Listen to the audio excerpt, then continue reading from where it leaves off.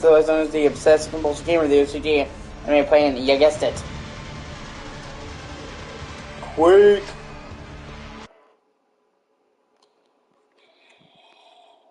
Just trying to slog through this fucking campaign.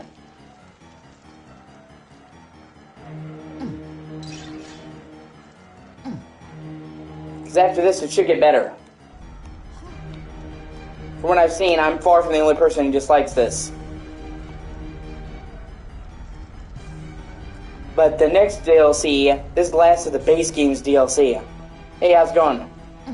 And the next DLC is made like 10 years later by Machine Games and looks way better. Fucking cannot stand. Thus far, I've hated this fucking DLC.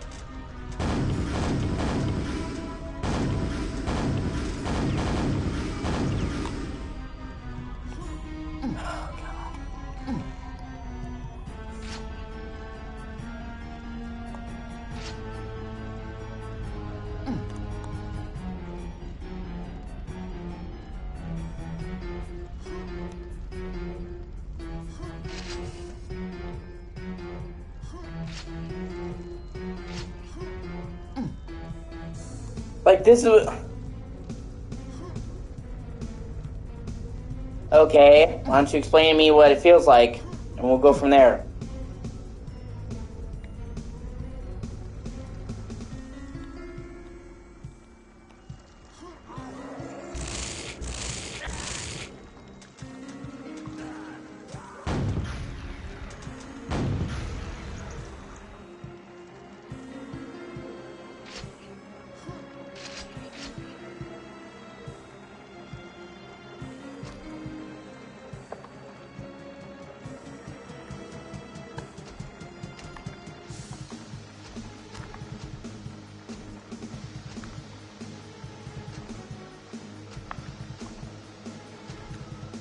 Oh fuck, hold on 1 second. Sorry, I gotta switch my controller back over.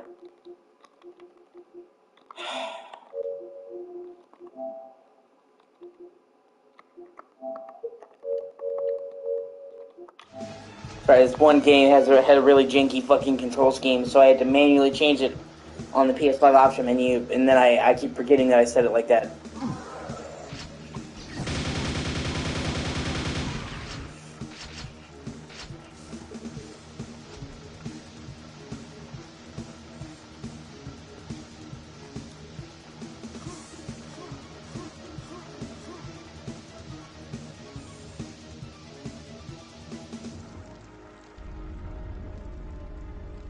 Oh my god, see, like, they create an effect in this map where shit drops from the ceiling, from earthquake. That's fine, okay? And your character wobbles around.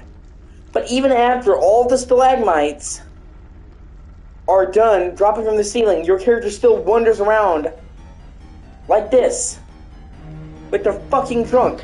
I'm not even moving my controller. What the fuck is this? Oh my god, like, this is what I'm talking about. This is just fucking poor level design. The first DLC for Quake, or expansion pack, was great. This sucks a dick. This whole thing has sucked.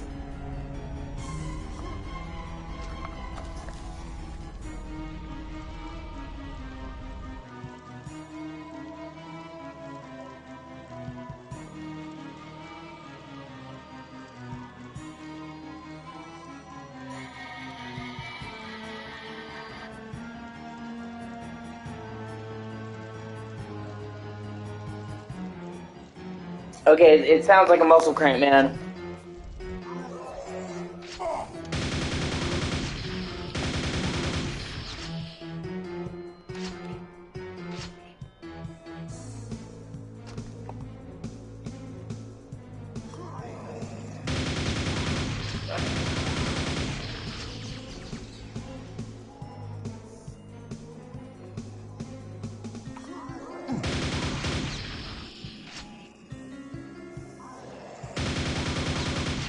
If you seriously fucked up your rib, trust me, you'd be in agony.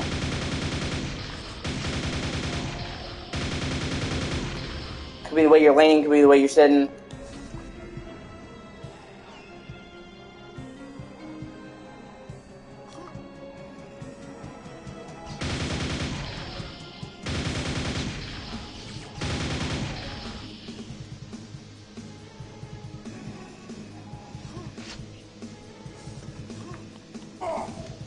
That being said, man, I really, really think you should get tested for OCD and maybe see a psychiatrist or something, dude. Because a lot of the worrying that you've done, a lot of the patterns that you've exhibited, are a lot like OCD, and this is coming from somebody who has OCD, clinically diagnosed. So,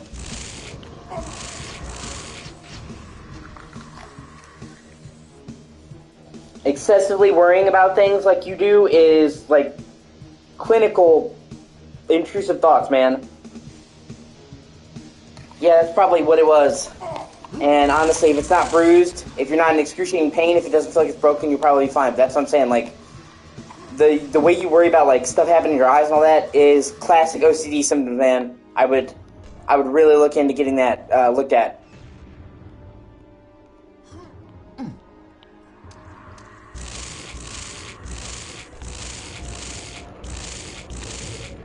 People always think that OCD is a specific thing. And it's not. It can be in many things, including intrusive thoughts. And for years, I had no fucking clue that I had OCD because I had a narrow definition of what OCD was. So I didn't find out that I had like hardcore severe OCD until I was like 17. I spent fucking years in agony wondering what the fuck was wrong with me. So, hopefully I can help you to navigate through it just a little bit better and not deal with the wondering for fucking years.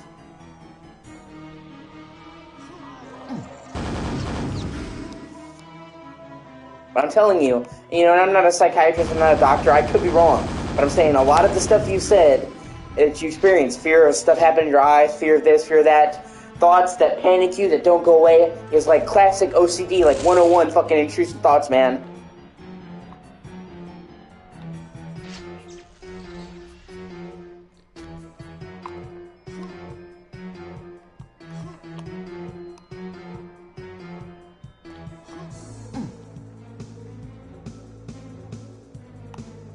I've been to a fucking therapist, a psychiatrist. I've been looked at, I've been looked over. I've had fucking taken medication for it. And a lot of the stuff that you described to me is classic OCD behavior. So, just maybe look at seeing a therapist, look at seeing a psychiatrist. So just something, man, you can't get better until you start to deal with it. And if you're not dealing with the right thing, then you can't possibly deal with it. So,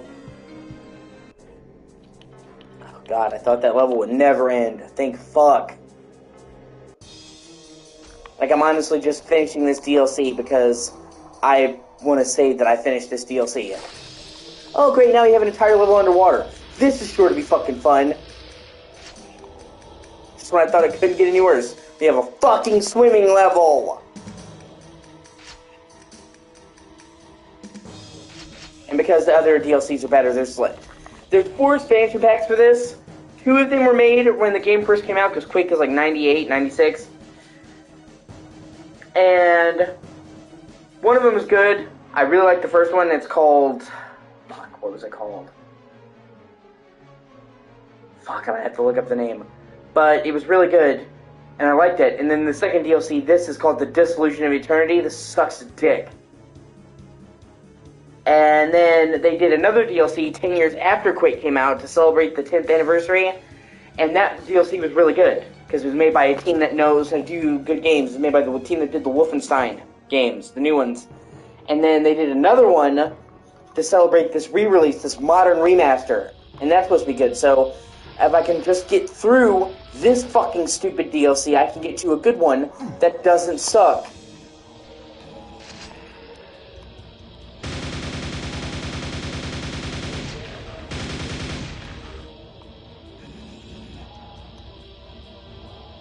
That's all, that's all I can do, man. I just give you advice and just try to help you out, okay? So you hopefully, they tell you to pay for it, so you hopefully don't deal with the stuff that I dealt with. If I had known what my OCD was, I wouldn't have suffered nearly as bad as I did. I started showing OCD for like 3 years old. Like, I'm not even kidding. I started showing early warning signs of OCD at 3 years old. And yet I didn't start getting treatment and even really know what I had was OCD until I was 17. So for fucking 14 years, I was in the dark because I had this narrow idea of, well, I don't want to clean obsessively, so it can't be OCD. Even though anxiety, all that, you know, it's so much more than just fucking cleaning. There are people who have OCD that have nothing to do with cleaning whatsoever.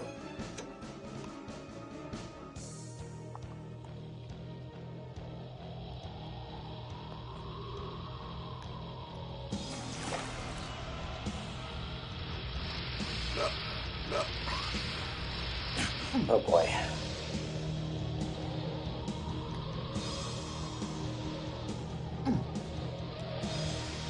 So I've just got to wander around in the water and pray to hit the 4 switches while not having oxygen. So they give you like 1 oxygen suit.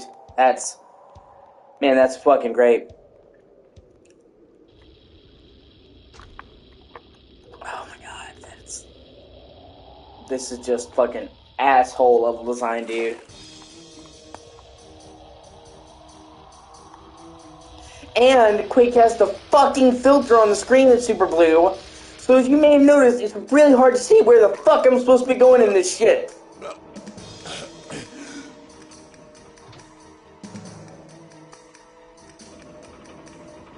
I honestly hate games that put any kind of filter on the fucking screen. If I'm like keeping it real with you, the film grain, all that shit, I hate it. And then they literally, are you fucking kidding me? They have enemies ambush you in a narrow corridor as soon as you get off the elevator? For reals? Oh my god, dude, like, this like... It's actually starting to piss me off. It normally takes a lot to really upset me, but this is just fucking asshole game design. Like, who thought this was a good fucking idea? I really, really want to fucking know. Let's have him wander around in the blue haze, and then as soon as he gets off the elevator, we're gonna swarm him with enemies. Ha ha ha! That'll show him.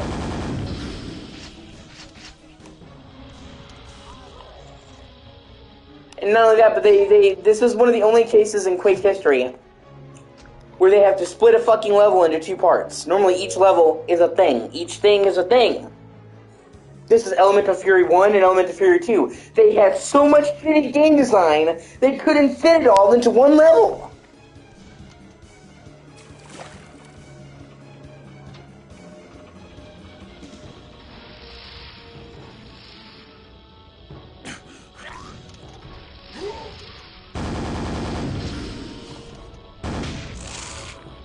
Oh, I opened several doors? Well, thanks for telling me which ones.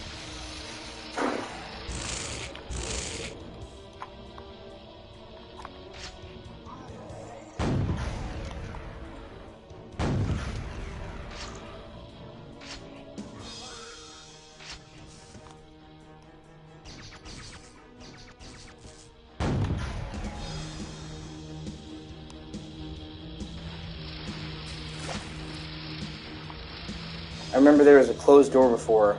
Is it this one? Yeah, maybe this one. Yeah. And each time they have them ambush you as... like, you don't even have time to respond. Who the fuck designed this? Oh, no, the path... okay, so we're not done. No, okay. Okay, so I get it. So the first level was fire... No, I'm sorry. The first level was earth and wind. Now we're doing water and fire, so that's great. This is like a shitty... This is like the fucking a shitty game version of the Fifth Element.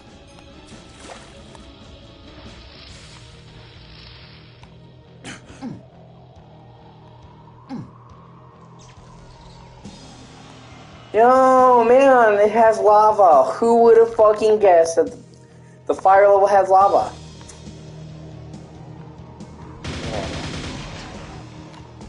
And you know, I can just picture it now. It's like, dude, what are we gonna do for the second expansion pack for Quake? Just do elemental levels, man. It's tried and true.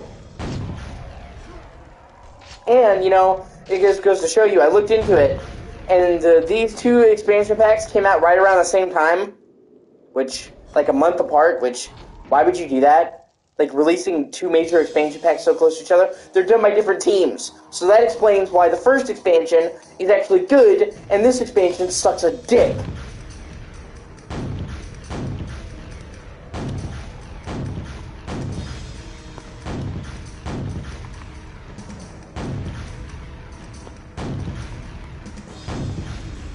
This thing doesn't even fucking run properly. Okay, so in almost every other instance, this Quake remaster runs flawlessly, like 4K 60. I think it's actually like 4K 120 if you have a TV that supports it. My TV is pretty nice.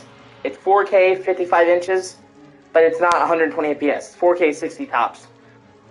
But like I said, it's a pretty nice TV. I'm not going to sit here and be like, oh my god. Okay. Every other thing in this game pretty much runs flawlessly, but they introduced weapon variants in this DLC. So like you have regular rockets, then you have cluster rockets. So it's like a different ammo types, which on paper I'm behind. Okay? But every time you fire these multi-rockets, as you can see, it drops the fucking frame rate. It's like the only thing it does. So not only is this fucking DLC fucking terrible, it runs bad. It's like the only part of the game I've played thus far that runs badly. But like I said, you saw, it took me using those multi-rockets to kill that motherfucker. So it's not like I had much of a choice.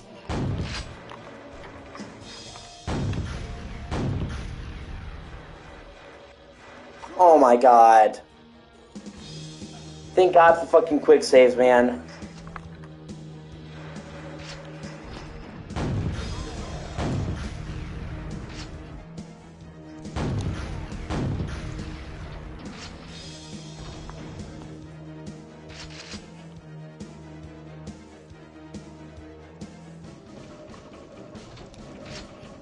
And you know, like I said, it's only this one weapon. It's not game-breaking, but I'm saying, when you add this shit on top of every other problem of this DLC, it's not fun. Like, I'm literally just finishing this because I promised myself I would do all of Quake. I finished the entire base game. Oh my god! Finished the whole base game. I finished the first DLC, I'm going to do the other DLCs, and you know, like I said, the good news is, like I said, the other two DLCs are supposed to be good. They're made by a development team, Machine Games, I really like. People said they're good. It's like, I'm like trying to get through this, like slapping my, oh my god, dick on a cactus. And this guy was actually the boss of the end of the first level of the base game of Quake. So they're just recycling the fucking boss and making him a regular game enemy. What? Okay, I didn't know we're fucking Dark Souls, apparently. Although, you know, Dark Souls has the distinction of actually being good.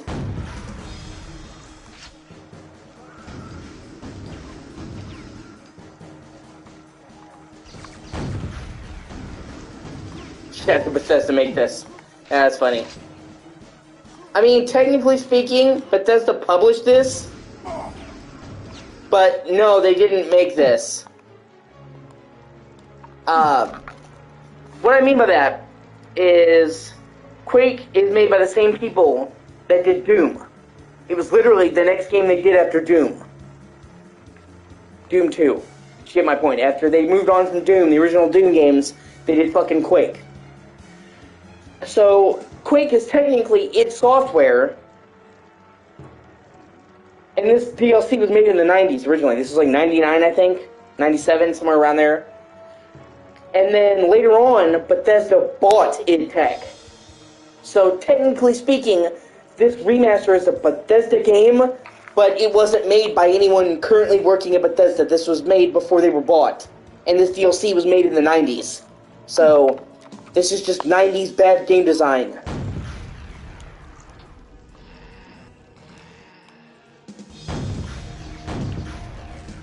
And, you know, I understand that why they didn't fix this, because they're trying to release the game as it originally was. So. Like, Quake is the type of game that people are like, you may not know a whole lot of people that play Quake, but Quake is beloved. Quake is considered to be just as important as Doom to a lot of people. Quake was the first game on PC, first real big game to have mouse look. Because in Doom, you literally moved and looked with the keypad keys. It sucked, but obviously it's like 1992. So, like, the standard aiming that's like in every PC game known to mankind comes from Quake.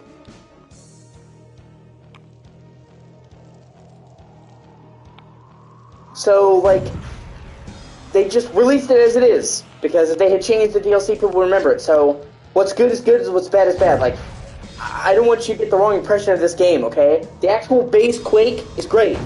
The first expansion pack for Quake is great. This was made by a different team, and apparently whoever made this fucking sucks. This is not made by the actual Quake team.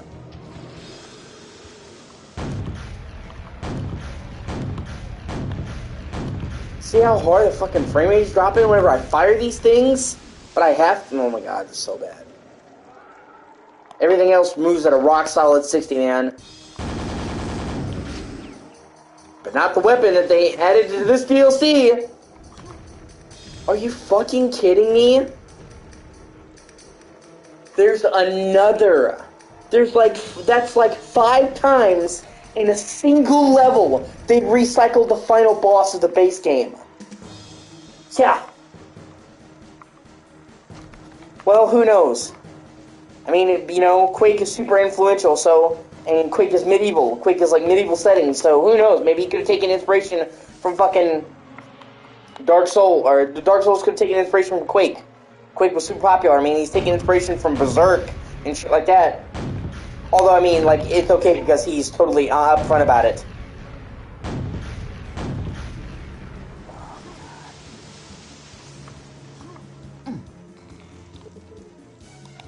Great, now I have to go back down and look for the switch I missed. And fucking pray that I find it. In this labyrinth of a fucking level that is so poorly designed. Fuck me.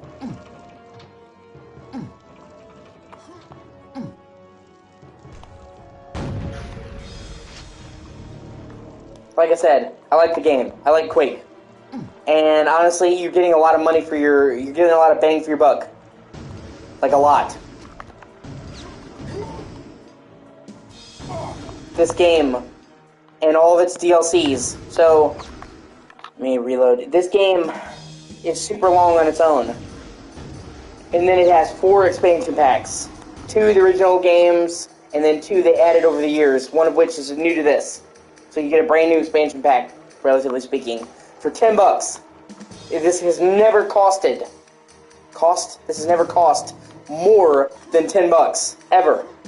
So, when you take the whole package, not, you know, withstanding this shit fucking episode, you actually get, oh, there we go, a pretty good amount of gaming for $10.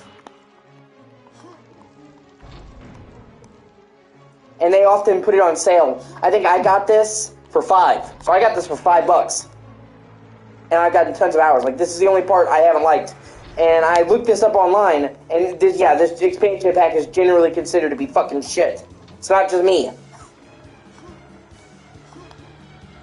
So thank God that it's not just me having a mental breakdown. This is wildly hated. And it's funny, because since they released the 2 expansion packs a month apart, in like June, you got a great DLC, like fucking awesome. I actually think that DLC is better than the base game. And then right after that in July, you got steaming shit.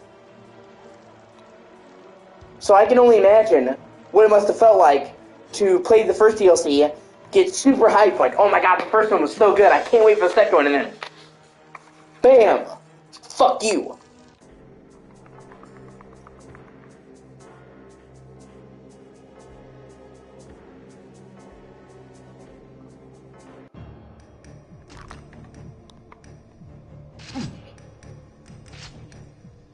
And I keep hoping maybe I'll find like a redeeming level.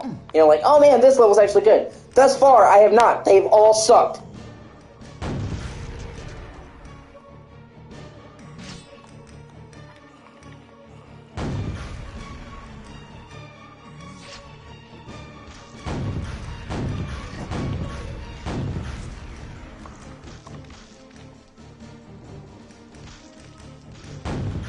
The only good thing about this fucking DLC are the weapon variants because I think adding all these different versions of weapons is a cool idea.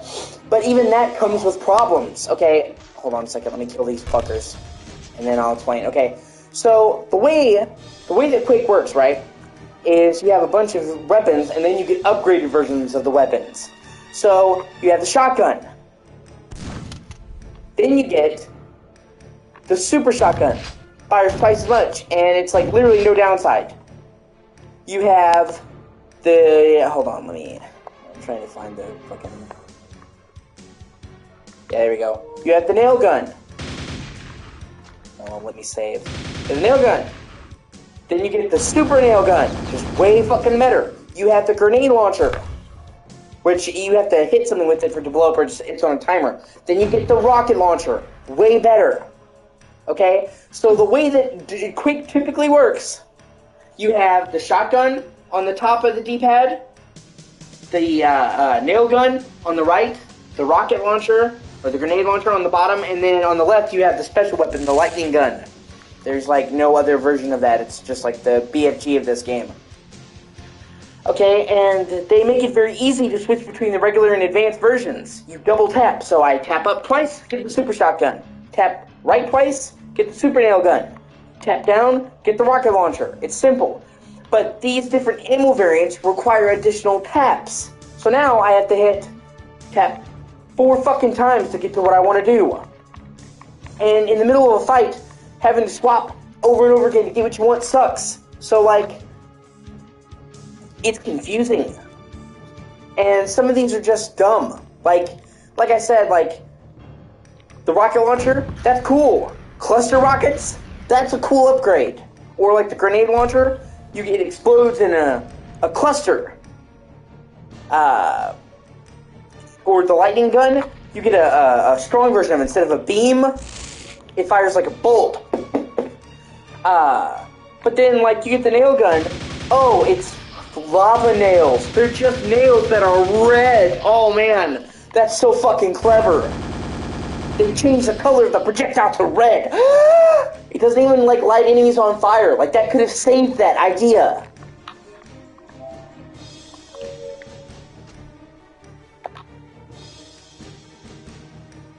So even, like, you get some cool weapons, variants, but some of them are just fucking stupid. Oh my god, it fires a red projectile instead of a white one. And then it requires you to make all these different taps, and you're in the middle of battle, and you're getting confused about what weapons you're getting. When it was so simple. And you know, it's funny, because in the good expansion, they didn't have the weapon variants, they just added new weapons. You got like a laser cannon. You got like a hammer that's thunder, literally Mjolnir. So like, even then, they didn't have the weapon variants, they added new good weapons. Like, instead of giving you a lightning gun, you get a laser cannon, and it bounces off walls. That was fucking cool. You know, getting Mjolnir, a thunder hammer, and hitting enemies with lightning, cool. So it's like, in every fucking way,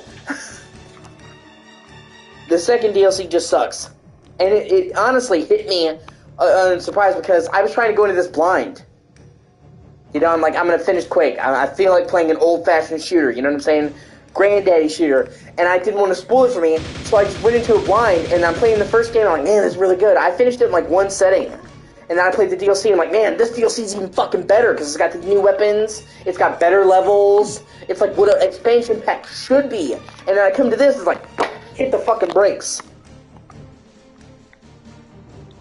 I mean, the gap in quality is fucking shocking. And I'm like, did the same people make this? And lo and behold, no, the same team did not make this. Some other fucking team did. And God help them if I ever catch them in a fucking room. Like, you did this to me!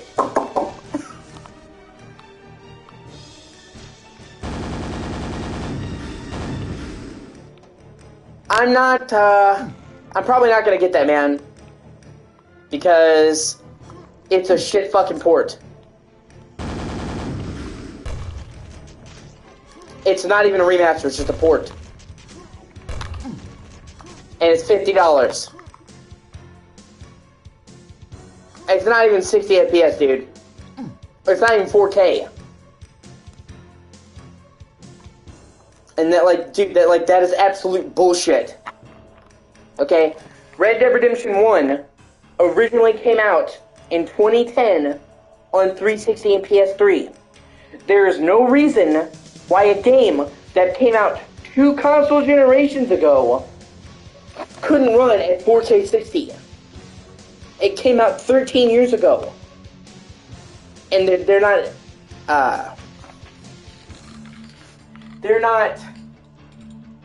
adding any textures, they're not adding better draw distance, they're not adding better lighting. It's not like a remaster at all. It's a fucking port, and it's a shit one. And hold on, let me see.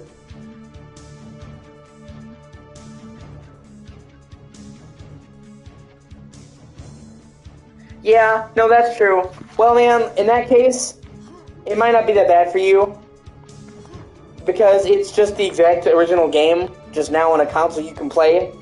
Don't get me wrong, okay? Red Dead Redemption 1 is fucking awesome.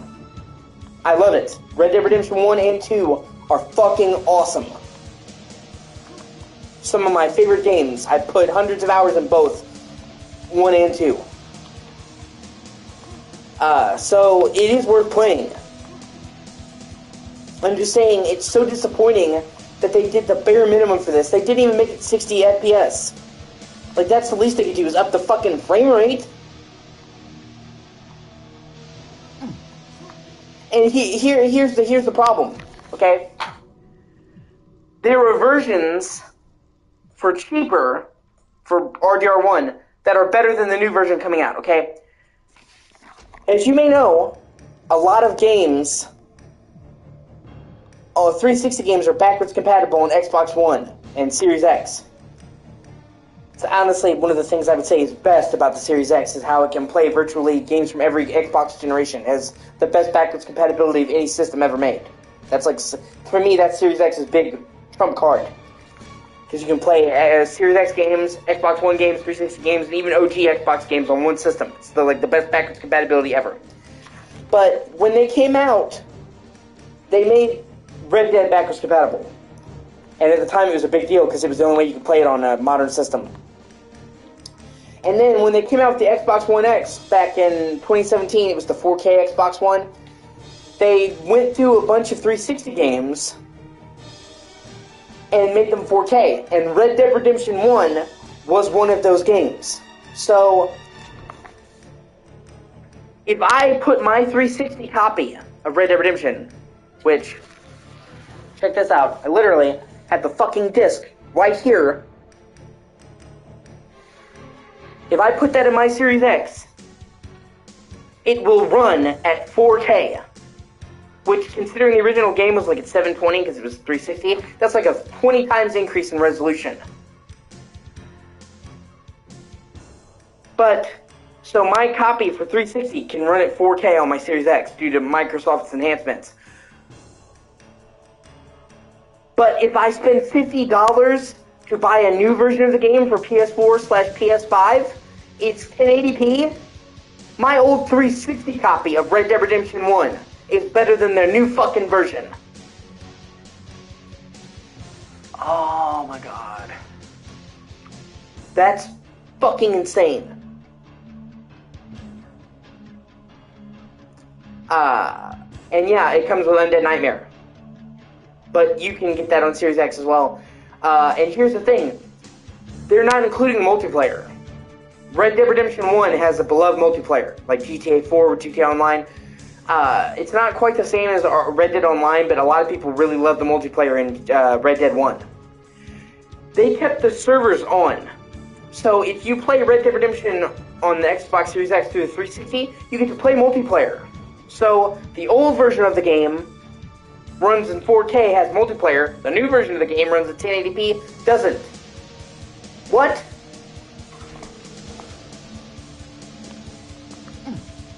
Like, yeah, I'm glad you can play it. I hope that you get it, and I hope you play it, and I hope you have a great time. It's a great game. I love it. Fun fact. Red Dead Redemption came out on my birthday. It came out May 18th, 2010. That's literally my 14th birthday. And as far as games coming out on your birthday goes, it's pretty fucking awesome. So I have nothing but love for Red Dead Redemption, okay? I'm not shitting on the game. I'm shitting on Rockstar fucking up this port.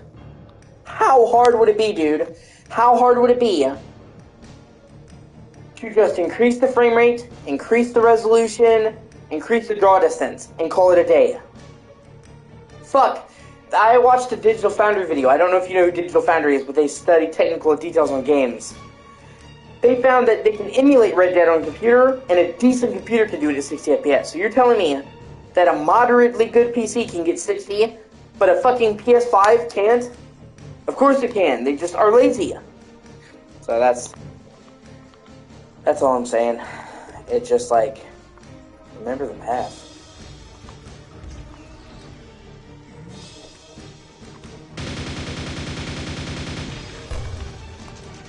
I'm just saying, like, it's like they're not even doing, like, laziness, if that makes sense. They're literally not even doing anything. They're not, like, not remastering at all. It's like a quick and dirty port. It's so fucking weird. And to charge $50 for that is bonkers to me. And yeah, like I said, I guess for a lot of people who played RDR2, who never played the first game, I can see how, it'd be worth it. And if that's the only way you can play it, then yeah, go for it. If you've never played it, you'll have a great time, and I'm sure it'll be worth $50 to you. I'm just saying, they did the bare fucking minimum for this port. And this is a game that most people love.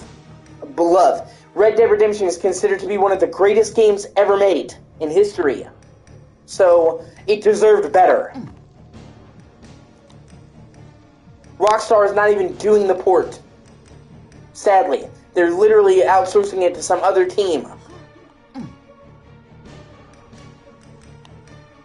Oh shit.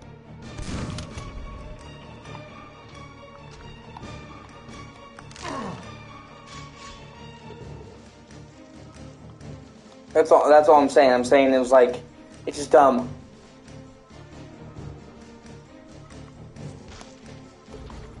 Red Dead is so fucking good, and it deserved more. I love Red Dead. Red Dead is one of my all-time favorite games. It was the first truly fucking masterpiece Western. People wanted a Western game that was amazing, and it was the first game to fucking deliver on that. It was almost a perfect game. And graphically, it doesn't look that great now, but when it came out, it looked fucking amazing on 360. I still remember seeing it, and that was one of the first games that ever had, like, fully 3D grass, which is where, oh, that's cool. But it was one of the first games to have fully 3D grass, which is where all the grass is actual object that reacts when you touch it. So when you walk through grass, it moves. And like, up until then, most games just used flat textures for foliage. But because so much of Red Dead is set in the wilderness, they're like, well, foliage is a major way to show the wilderness. So it was groundbreaking at the time. And, I mean, it's not anymore. But at the time, it was the biggest game that Rockstar had ever made. Because it was like 3 or 4 times the size of San Andreas. And it was like 4 times the size of GTA 4. So, and Rockstar had never done a game that was primarily set in the countryside. Like, San Andreas had a lot of countryside, but it still wasn't like a majority of wilderness. So, in so many ways, technologically speaking, the time period, making a Western game like that, making that type of game, it was groundbreaking in so many ways. And the story is so fucking good. John Marston became what many people think to be one of the greatest video game protagonists of all time. And even if you haven't played the first game, you should know how awesome John Marston is from the second game. And, he's voiced by the same fucking actor in both.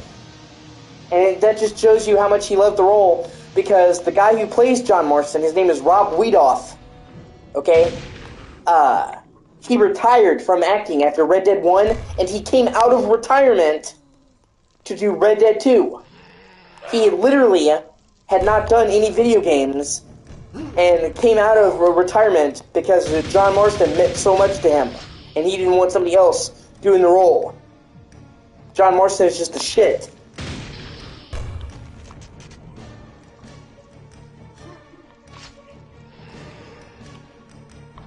You know, and it changed gaming. Like, Red Dead was a fucking landmark moment in gaming, and it represented when Rockstar was at their fucking peak. Rockstar now sucks. All Rockstar does now is just fucking milk GTA 5 till the end of time. But you know, like, it sucks because there's like an entire generation of people like you, and that's no offense to you, by the way, who grow up and you don't really see what Rockstar used to be. Dude, there was a time when I was a kid where Rockstar was changing the game, redefining gaming every fucking year. They were just unstoppable. In like a 10 or 12 year period, they came out with GTA 3. That was the first game that was credited with being a big sandbox game like that. So all the open world games you played, take from that. It was fucking landmark. It basically created the idea of a sandbox gaming. Then 1 year later, just 1 year later, they came out with Vice City. Doubled the map size, had a talking character, fucking Ray Liotta,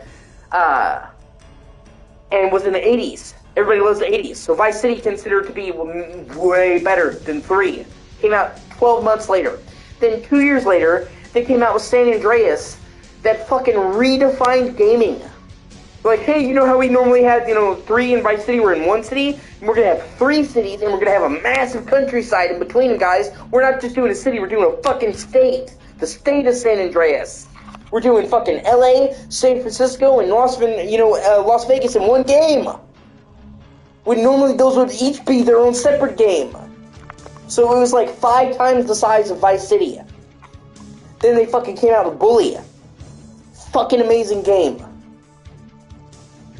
People got all worked up thinking that it was going to be a school shooter simulator, and that game was childish as fuck. It was rated T. So people like unfairly jumped on its ass, and it wasn't even the game they thought it was going to be. But Bully was so fucking good. It's arguably the quintessential game about school. Like, it captured real school in a fun way.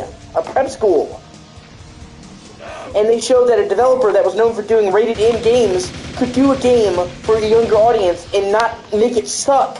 Everybody can enjoy Bully, kids and adults. And that came out 2 years after San Andreas, so like within 5 years they had come out with GTA 3, Vice City, San Andreas, and fucking Bully.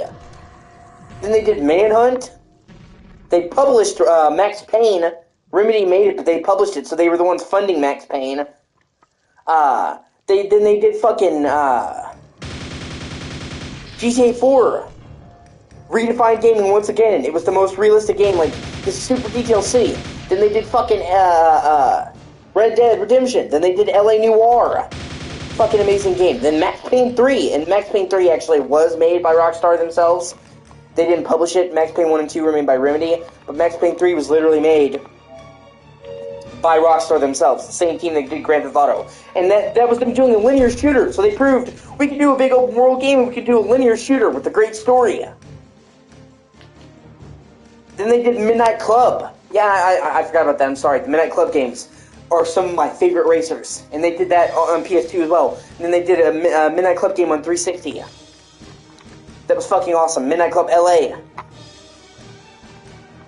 So, like, and then GTA 5, and I know people are tired of GTA 5. It's been milked to death. But when GTA 5 came out, it was groundbreaking. Having a world that size, the biggest world they'd ever done, it was like twice the size of Red Dead.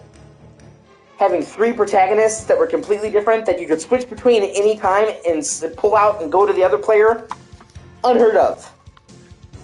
The big fucking bank heist missions, like GTA 5 was fucking landmark. And it was one of the prettiest games released on fucking 360 and PS3. It pushed them to the breaking point.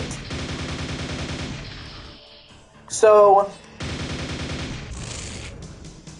yeah, no, exactly. That's what I'm saying. It looked so good. Like, I remember, I'm dating myself right now, man, but I literally went to the midnight launch of GTA 5 with my father. We both stood in line and got the game together. Because we love Rockstar so fucking much. And it was full of content. GTA 5 had so many missions, the main story was long, the side story was long, the surprises were good, the side missions, people were finding secrets in GTA 5 months after the game came out. Trevor is one of the best video game characters ever. He's fucking amazing. The car customization, like, dude, fucking GTA 5 was so good when it came out. At the time it was awesome. Fuck, man. Even the Trevor, yeah, Trevor is the shit. I love Trevor. Well, I've gotta fuck somebody. Am I gonna fuck you, cowboy? It's just like literally the opening introduction of Trevor. It's just screwing lost in the damn biker gang. Just fucking amazing. Like, they tell you the whole game. Everybody's scared of Trevor. They perfectly show you why people are so fucking scared of Trevor in one mission. Well, he's such a fucking psychopath. He's such a badass that he just dismantles a hardcore biker gang just for shits and giggles because he fucking felt like it. I'm on a whim. I'm just gonna take out this gang, and he fucking does it. He literally obliterates them, and you kill the guy that he kills, Johnny Klebowitz, was a fucking character from the GTA 4 DLC. So you see Trevor kill another character that you played. It's like, wait, what the fuck? Like, Trevor has one of the best introductions of any character in any game ever. My jaw's on the fucking floor. And, they make you wait a while to get to play as Trevor. And it's worth it, man. That build-up just perfect. So, from, 2001... Okay, and then they did the remaster of GTA 5. I'm sorry, they did a remaster of GTA 5. Except that remaster is actually good. They added all this new content. They added the first person. I thought it was a great remaster. They massively improved it in every fucking way. The first person view was a game changer. So, from 2001 to 2014. No, yeah, he doesn't like to do Trevor stuff in real life. Yeah, he's actually a super nice guy. He's Canadian, man. Stephen Ogg is Canadian. He's a super nice dude. That's why he's a good actor. He's playing a role. Everyone will tell you if you, met him in real life, he's super cool. That's how you know he's a good actor, because he played something he just wasn't.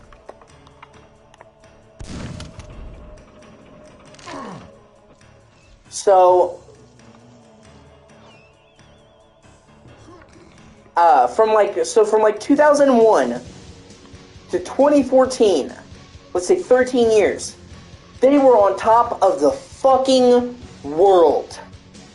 Rockstar could not be beaten. They were just, every time somebody would try to catch up to them, the whole industry was trying to copy them, they would fucking raise the bar. Man, Rockstar was the fucking pinnacle. They did not release a single bad game. Even if you didn't like some of the Grand Theft Autos as much as others, you can't say they were bad. They didn't miss. They were fucking legends. And all of the games, pretty much every major Rockstar game, was written by Sam Houser. The Houser brothers, Dan and Sam. So it was two dudes. And then they had the director, Aaron Garbett. And the art director, he helped design the world, so obviously a big part of what made those games good was the world. So it was that perfect trinity. Dan and Sam Houser and Aaron Garbett. Because he was the one who designed the engine that, GTA 5, 4, and Red Dead used. So he's the whole reason why their games look fucking amazing, and he designed the maps. So Dan and Sam did the gameplay and the story, and he did the map and the technology. They were unstoppable. And then GTA Online happened. and they just started to milk GTA Online, and they started to care more about the profits from GTA Online than making new games. And I mean, obviously, of course they did. They estimate, dude, I want you to understand this. They estimate that on a regular day, GTA Online makes $2 million a day. On a regular day. That game makes $2 million a day. And anytime they have like a major event, you know, like a new DLC or a new content drop or a new vehicle, that skyrockets. So that's like their low ball figures is $2 million a day. Doing nothing.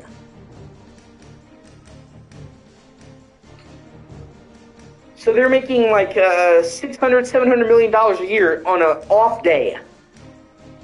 For a game that's like fucking 10 years old.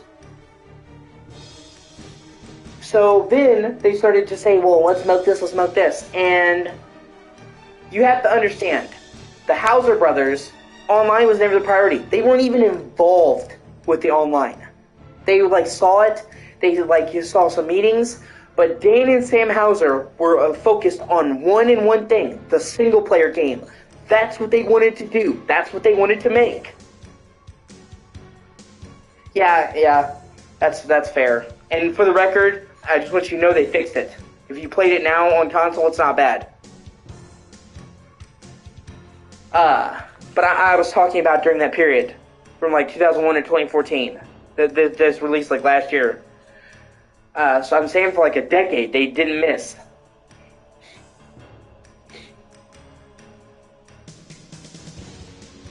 So they were only cared about the single player.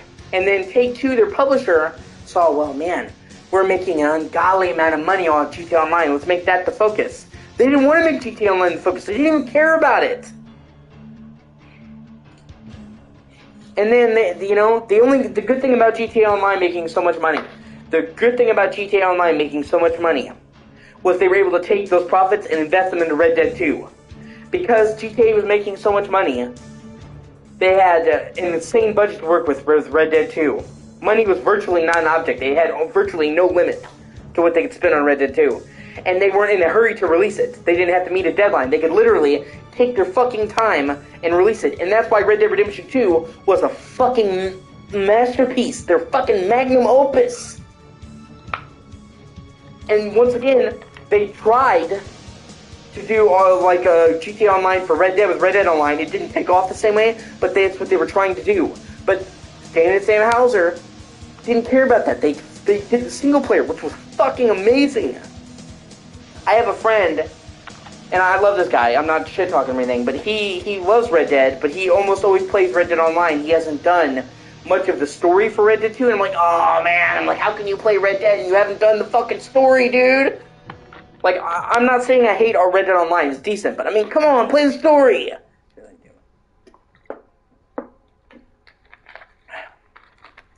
I must have put, dude, I'm not even kidding, like 300 hours into Red Dead 2. I mean, I played the shit out of that. I went to midnight release, and I could show you, but I can't really show you. But on my phone, I have a picture of me and my dad at the midnight launch for Red Dead 2. We were one of the first people to get in that store and get a copy because of how much I fucking loved Red Dead Redemption. And now it's like they don't even care about it.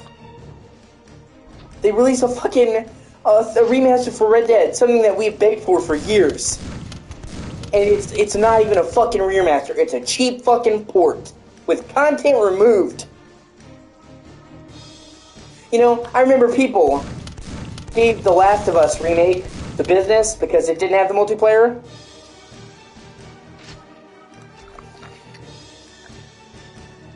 But at least then it was remaking the game from the ground up. It didn't have the multiplayer, but it was remaking the game from the ground up. Oh my god. Dude, you know, man, you need to finish the fucking game. The ending to Red Dead Redemption 2 is one of the greatest endings in fucking gaming history. maybe honestly, at this point, I would just play Red Dead 1 and finish that and then go back to 2.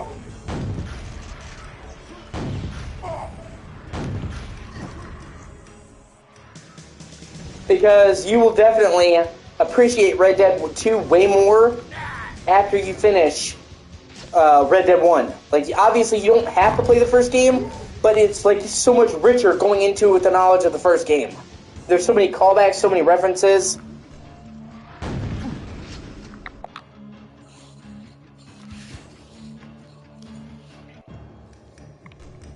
Without a doubt, Red Dead Redemption 2 has got to be in like my top 3 games of all time.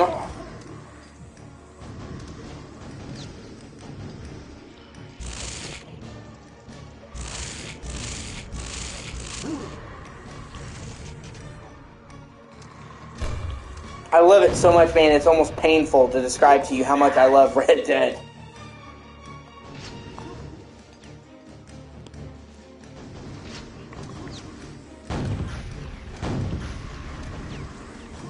And honestly, you shouldn't have a problem. You shouldn't have a problem finishing Red Dead 1 because it's not as long as Red Dead 2. Anywhere near as long. It will take you about 15 hours to 20 max to beat the story of Red Dead 1. And usually it's about 15 hours. Whereas for the main story for Red Dead 2, it's like 60, 70 hours. Like Red Dead 2 is many times longer. So, I mean, it's not short. I wouldn't say 15 hours is short, but it's nowhere near as long, so it shouldn't be as much of a problem to finish. And like I said, you play that and then you come back to Red Dead 2, and I think you will appreciate it way more. There's so many references, so many callbacks, so many like little things that you wouldn't understand if you didn't play the original.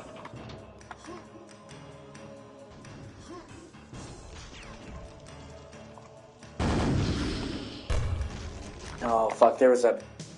Okay, let me redo that. There was actually a thing to give me a damage power-up. Fuck.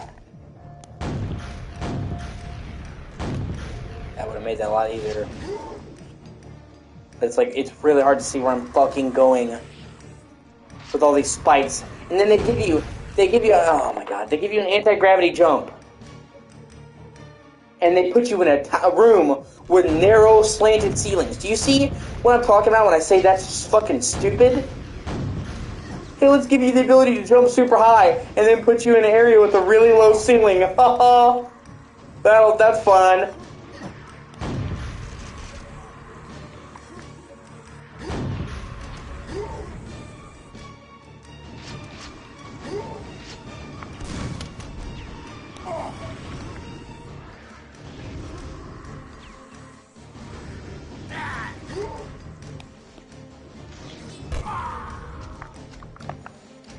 Oh my god.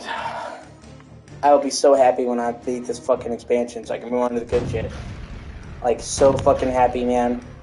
This is, like, bumming me out. Like, I'm not even having fun. This feels like fucking work. Like, this is like homework for me. Oh, I'm gonna get it done!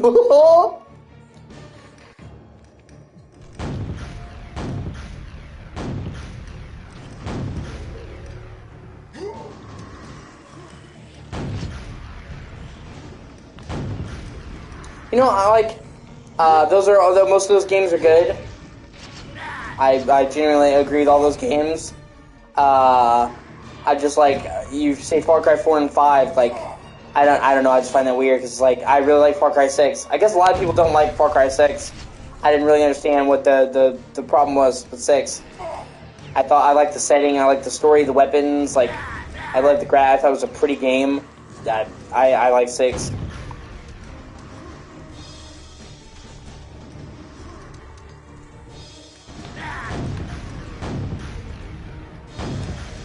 And as for God of War Ragnarok, yeah, I've platinum Ragnarok. I literally have 100% completion on Ragnarok. Every collectible, every side quest, everything, every secret boss, like there is nothing more you can do for me in fucking Ragnarok. I played the shit out of that game. I had the platinum on almost every God of War game, actually, like even the old ones. Once again, I grew up with God of War, so like it's a part of my childhood. I dearly love it.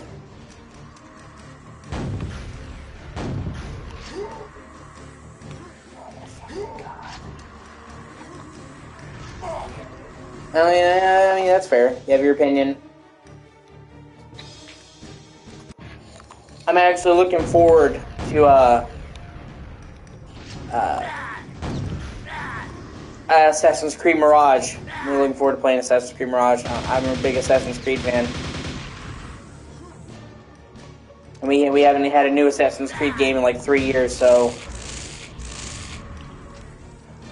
Oh my god, this room is a nightmare!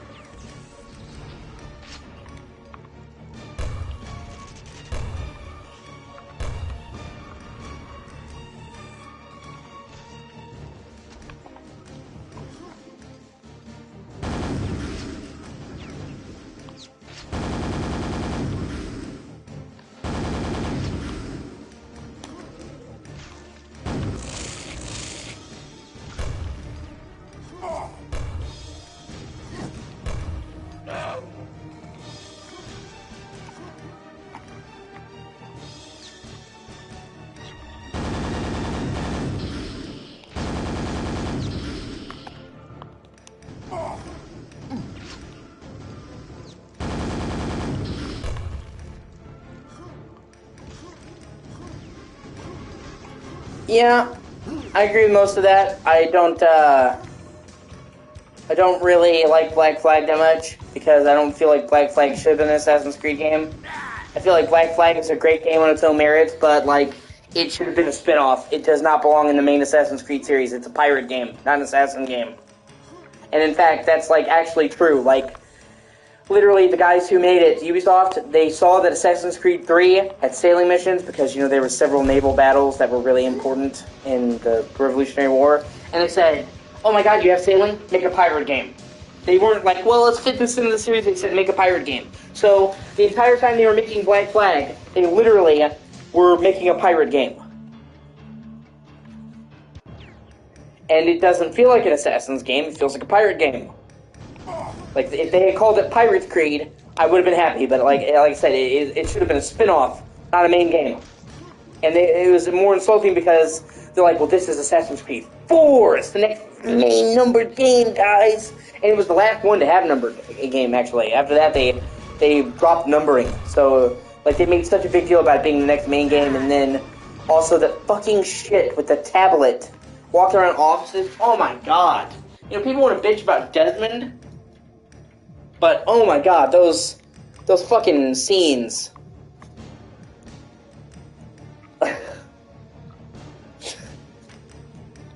Dude, those scenes in fucking Black Flag walking around the tablet are like literal cancer.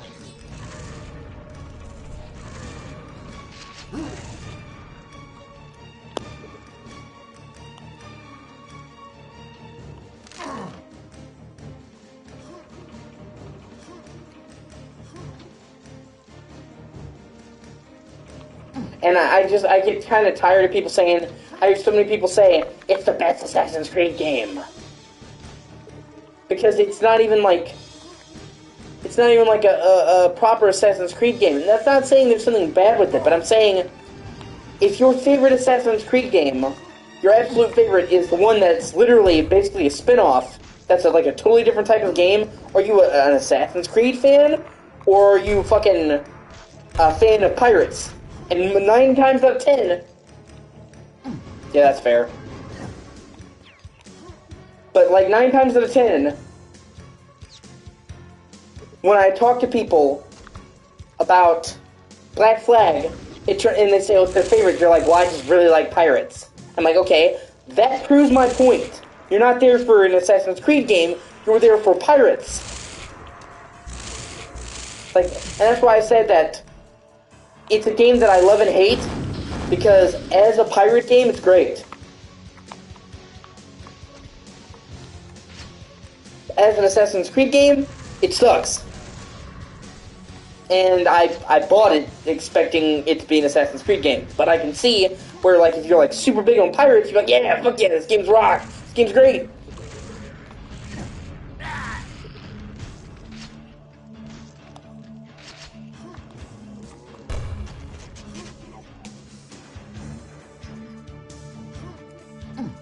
It's like if I told you that I was a Pokemon fan, and my favorite Pokemon game was Pokemon Snap or Detective Pikachu, like some weird fucking spinoff, you'd be like, are you a fan of Pokemon, or are you just a fan of photography games? If that makes any sense. I'm not shit-talking people that like it. I'm not saying people shouldn't like it. I'm just saying, like, if that's, like, your main favorite game in the series, then you like pirates. And, you know, it's like, its importance to the series is almost completely ignored. Like, you can remove Assassin's Creed 4 from the series timeline, and you wouldn't miss it. Also, the fact that I think Edward Kenway is one of my least favorite, Edward Kenway is probably my least favorite main character in any Assassin's Creed game. He's just a douche. And then, like, at the very end of Black Flag, Watch Dogs, yeah, I like Watch Dogs a lot, man. I thought Watch Dogs 1 and 2 was really good. I thought Watch Dogs 2 was actually one of my favorite Ubisoft games.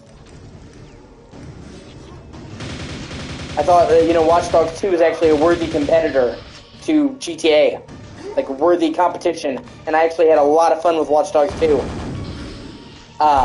And Watch Dogs Legion, I like Legion, but Legion, once again, feels like it's not a proper Watch Dogs game. It feels like a spin-off.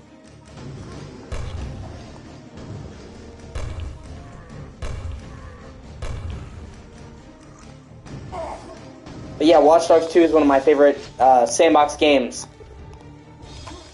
And I think that Watch Dogs 1 and 2 have some of the best bike handling, like motorcycle handling, of any game I've ever played. I've played many open world games, and I think that yeah, no, I can understand why you like Watch Dogs 1. Well, the reason why it got hate is simple, dude. The graphics were downgraded in the final game. That's why.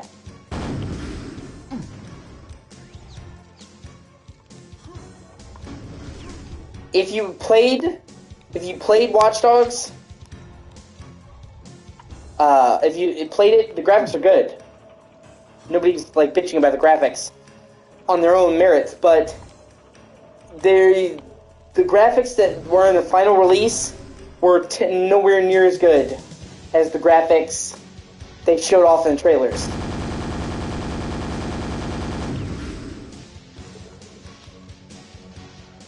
That was the problem.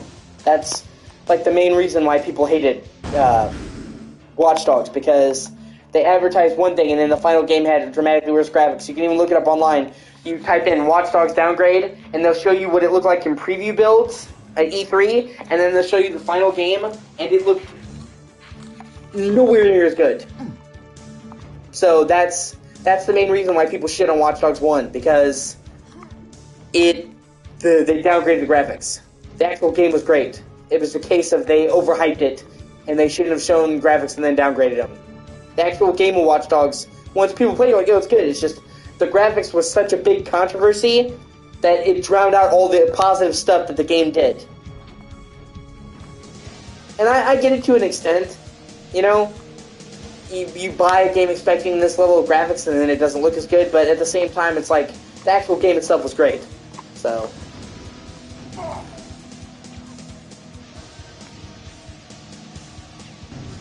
in general, I'm a pretty big fan of Ubisoft, man. They kind of get a lot of hate these days. But in general, I really love Ubisoft. I played most of their games. I get most of their games. They're in my favorite companies. I like Rayman. I like Beyond Good and Evil. I like Prince of Persia. You know, like I like Ubisoft. and I'm excited to see. I'm excited to see their Star Wars game coming out. Outlaws, obviously, it's too soon to tell because it doesn't come out until sometime next year, probably holiday next year. But what I saw of Star Wars Outlaws looked really good. It looked like a really good Star Wars game, and we have yet to have like a massive open world Star Wars game.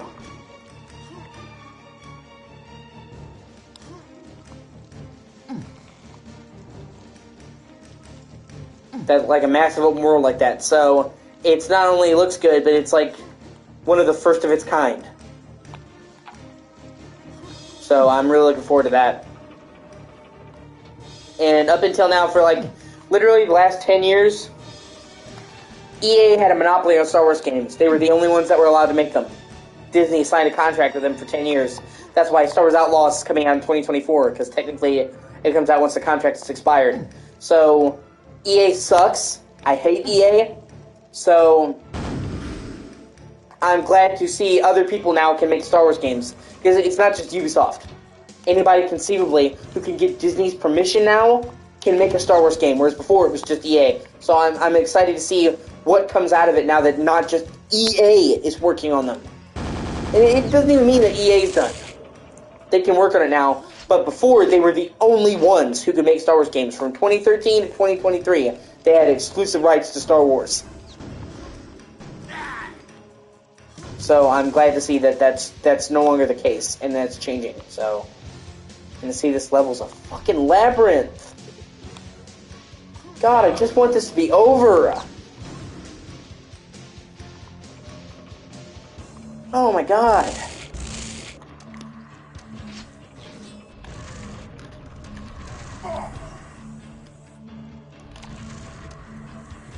Yeah. But see, that's the whole thing. I don't even want to say that EA has good games, because they will go get teams that know what to do, know how to make good games that's not really them. You know what I'm saying? Like, Mass Effect. I love Mass Effect. I'm a big fan of Mass Effect. Mass Effect wasn't really EA. EA published it. It was BioWare. And they bought BioWare later. The Star Wars Jedi games, you know, Jedi Fallen Order, Jedi Survivor, love Fallen Order, love Jedi Survivor, those are Respawn games. EA just signed the checks. So it's like, EA is good when they know how to give the right people the right money. Like with the Jedi games. They found people. Sorry, I had to eat a food in my teeth. They found people who were good at making Star Wars games, and they got the fuck out of their way and let them make it.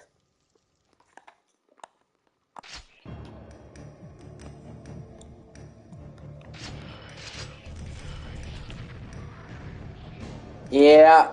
Pandemic? Yeah. Which sucks. I really like Pandemic. They did destroy all humans. Mercenaries. I really like Mercenaries too. I just had my green stuck on my teeth. The old Battlefront games were good. Yeah, Pandemic was great, man. But see, that's the thing. They don't just do that to them, man. They're literally, they call it the EA curse. Because EA will buy a studio, they'll buy a studio, and then they'll run them into the fucking ground and close them. They've done it so many times.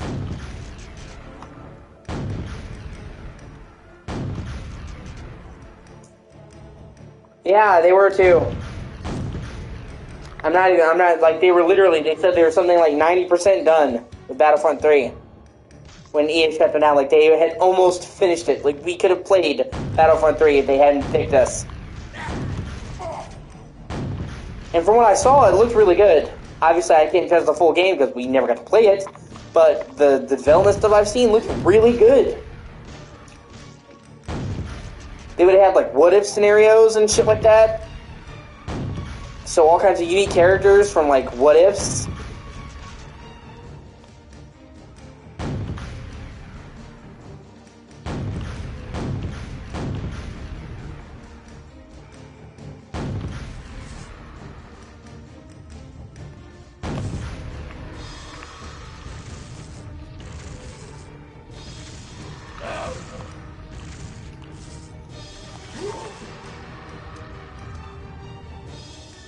saying. They will buy a studio that's promising, or a studio that's done well, like, oh, people love this studio, let's buy them. Then they'll run them into the fucking ground, yeah, and shut them down. No, I'm totally with you, man. I totally agree with you there. Battlefront 2 was great. I enjoyed it. I liked how you play a squadron of clone troopers from start to finish. I liked that a lot. Seeing them like go from the clone troopers to the Empire. I'm a big Star Wars fan, so I've been like a hardcore Star Wars fan my entire life, so I get into that nerdy shit like a lot.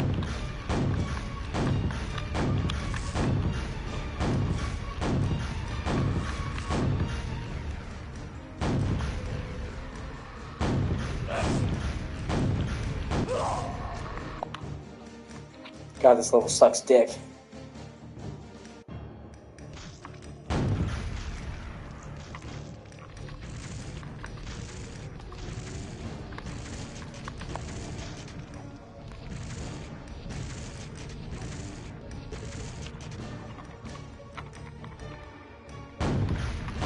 I mean, I'm firing. This is the highest damage, most highest damaging weapon in the fucking game.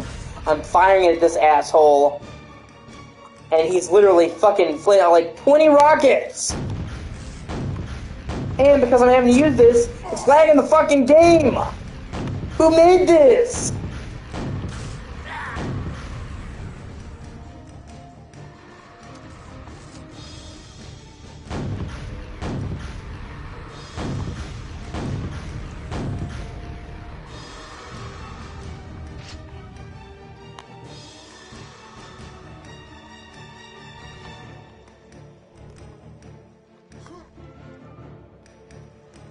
And this is the fucking worst!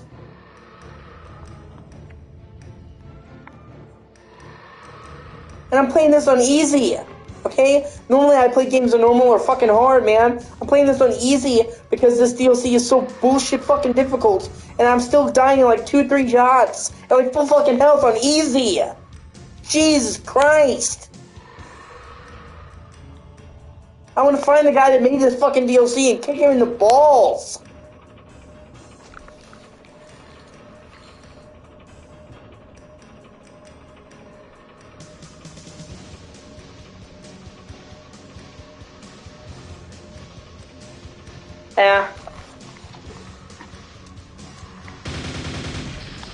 I can understand that. I still prefer the Rebels, but yeah, Stormtroopers are cool. Darth Vader, Palpatine, Grievous, Maul.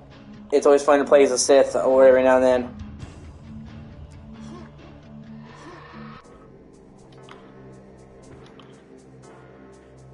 Even though my favorite characters in Star Wars are either Qui-Gon Jinn. My favorite characters in Star Wars are either Qui-Gon Jinn or Obi-Wan Kenobi. Probably Obi-Wan Kenobi overall because he was in multiple movies. Whereas, you know, obviously Qui-Gon died in The Phantom Menace. But overall, Qui-Gon Jinn is just so cool. Oh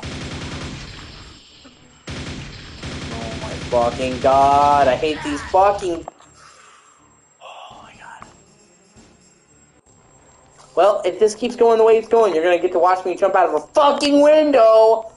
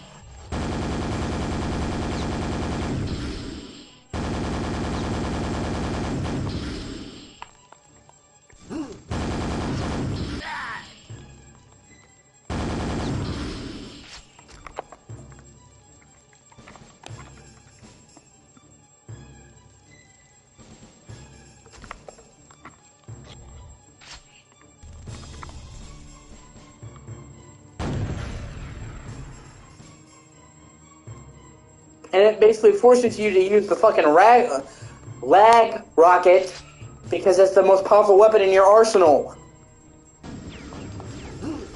So you get to choose, do you want the frame rate to be good, or do you want to survive?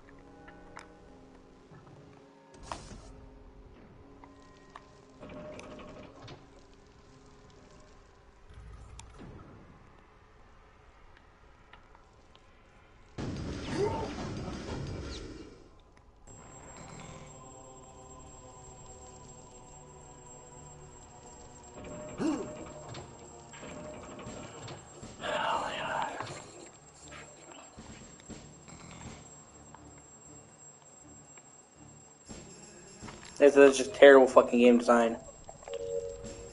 And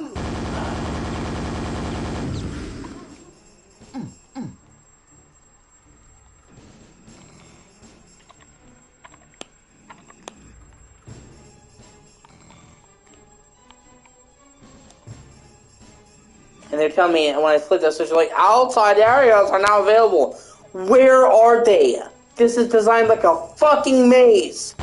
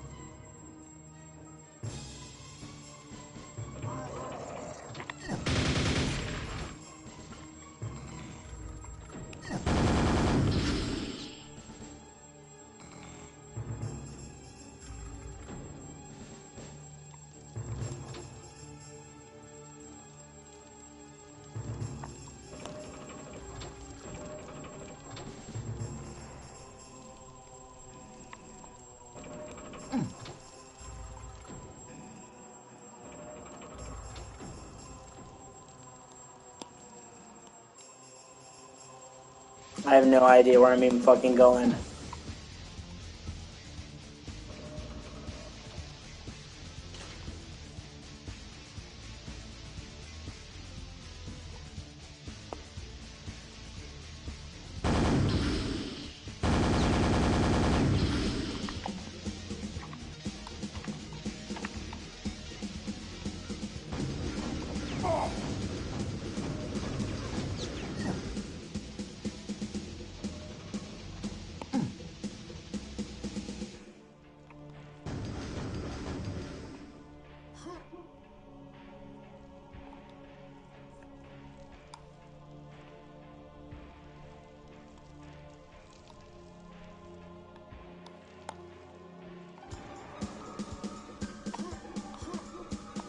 Oh my god, I just want this fucking DLC to be over. Holy shit. Thing sucks balls.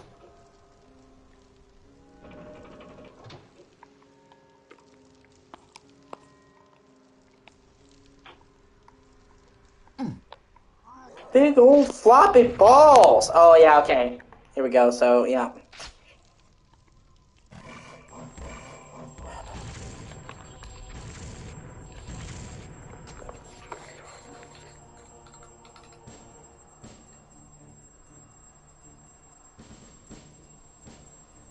Those are all great games.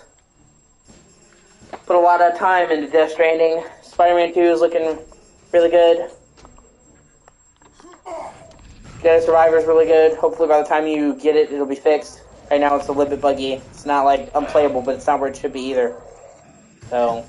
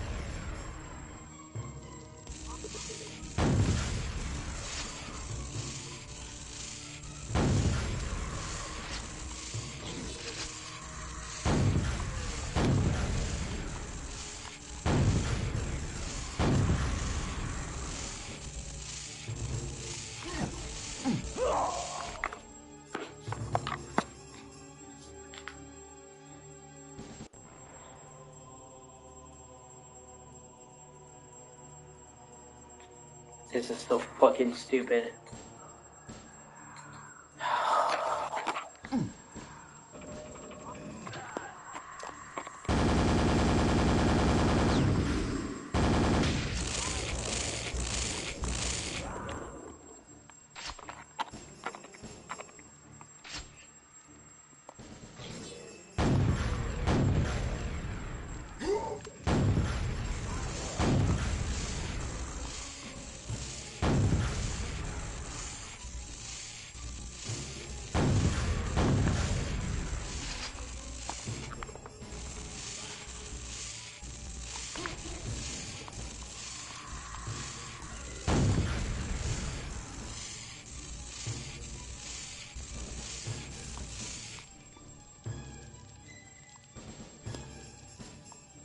At least now I have the gold key.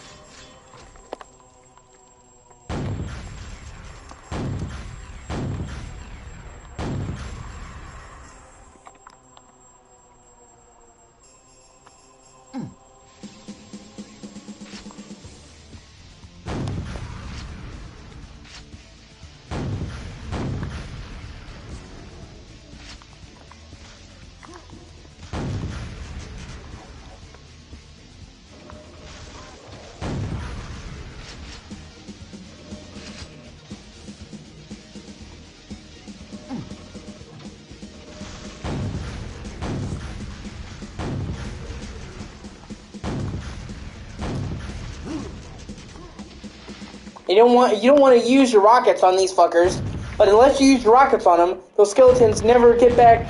They never stop coming back up. So you basically have to. I think you only have a couple more levels to go though. So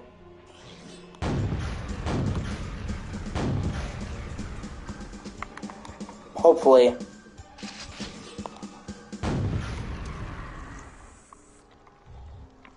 See? Oh my god, it makes switching weapons a fucking nightmare.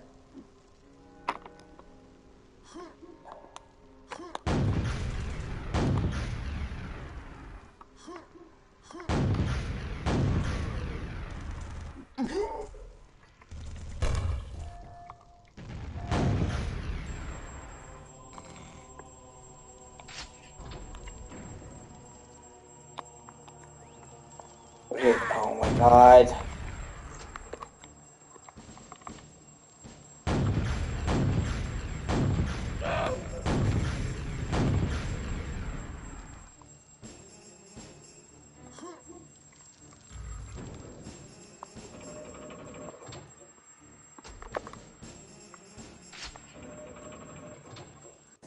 Thank fuck.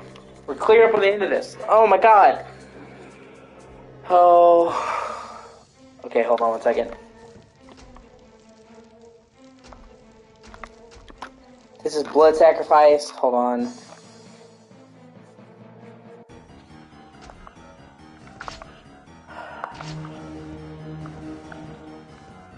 Okay, we only have this level and 2 more, so we only have 3 more levels to go, and then we're done with this.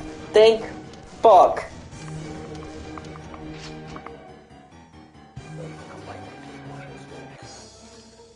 Oh my god. This is killing me. But out of all the DLCs, this is the only real bad one.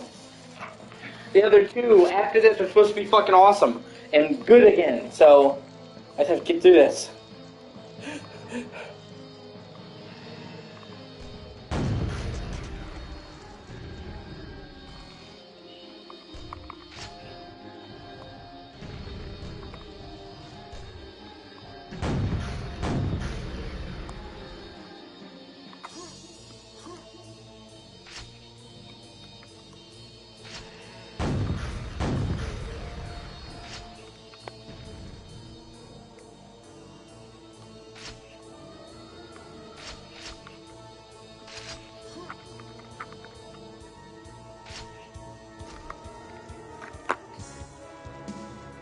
You're going home today? Where have you been this whole time, man?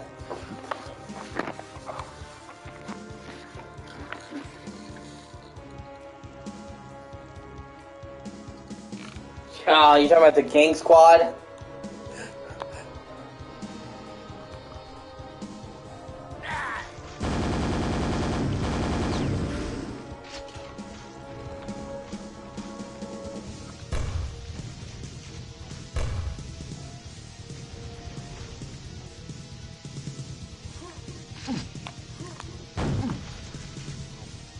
Oh, okay.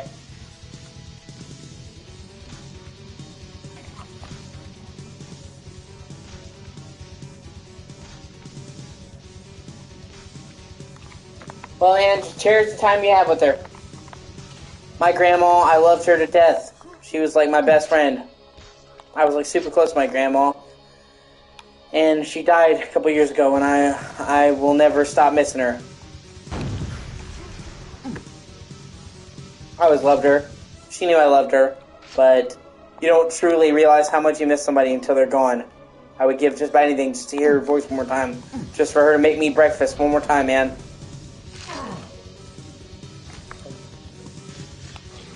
Like her cooking, and she made fucking biscuits and gravy, which is the best.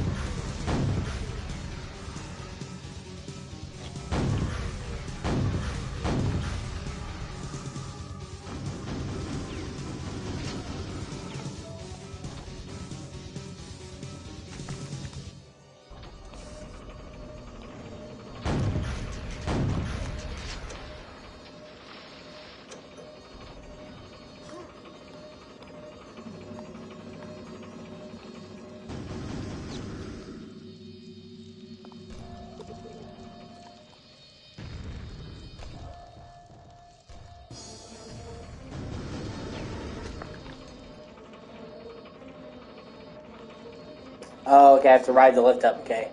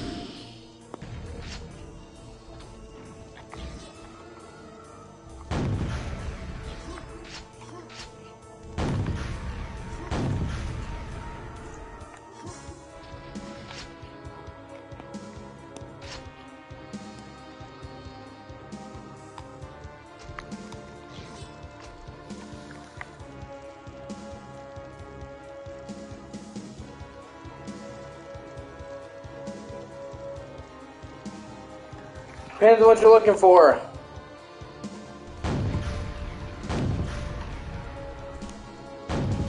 You looking for old-fashioned Resident Evil?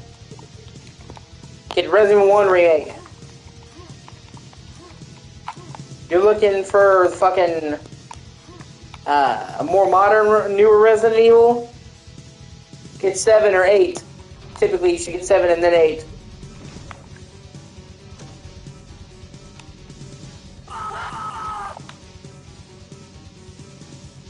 You're looking for the absolute best Resident Evil game?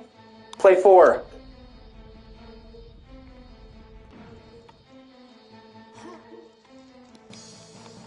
But honestly, Resident Evil is so quality that you really can't go wrong.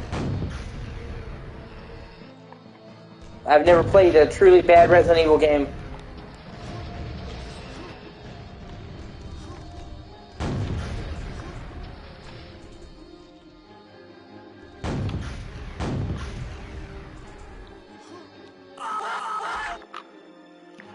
Great, now we have like basically chasms where you slip off and you're just done. You can't go back. That's fucking brilliant game design, guys.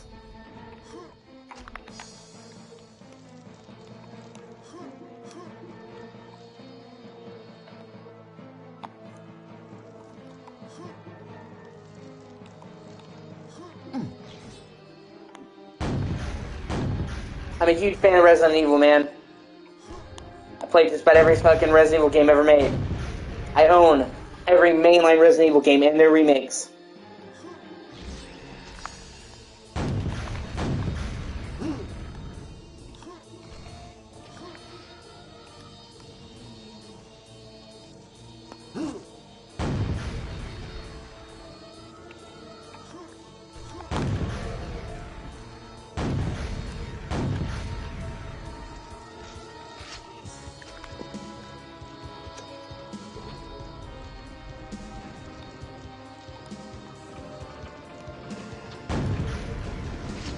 And I truly love just about all of them.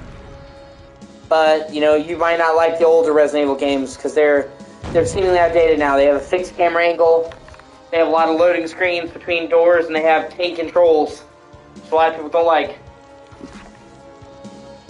So I would say for you, I would say either get Resident Evil 7, because that's first person. That was the start of the modern Resident Evil games. And it's usually pretty cheap. And 7 is fucking amazing. Get 4 remake, because that's the newest one, and arguably the very best.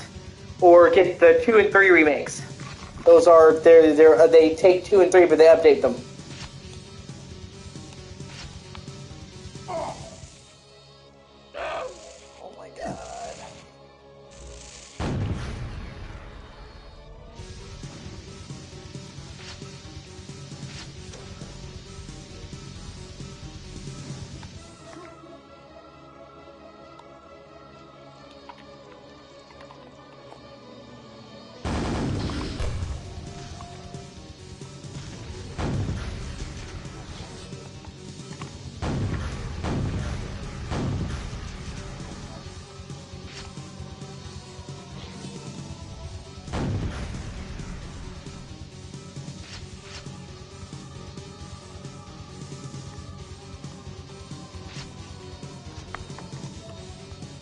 Like I said, you're not going to do truly bad with any of them. I love all of the game. I love all of them.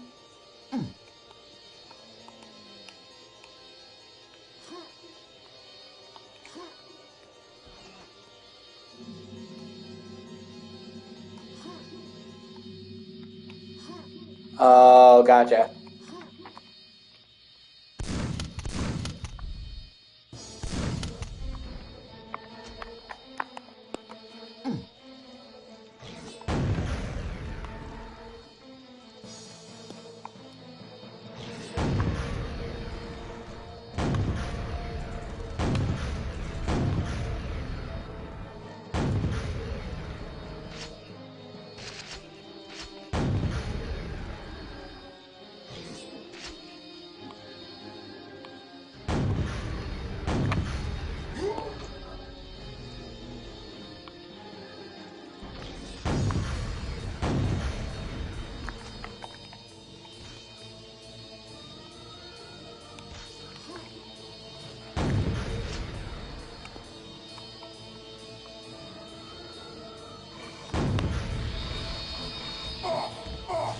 And they have one of the big fuckers attack you at the same time as a saw blade? Oh my god.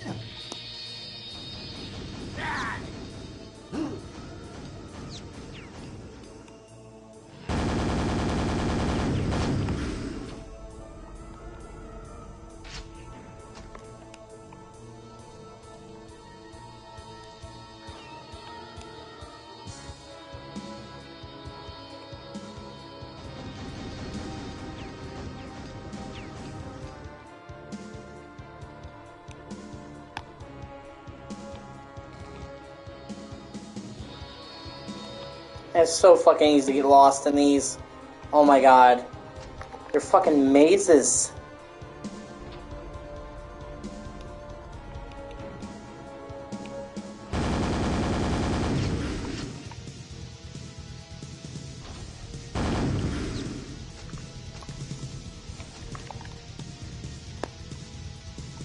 Oh god, not this fucker again!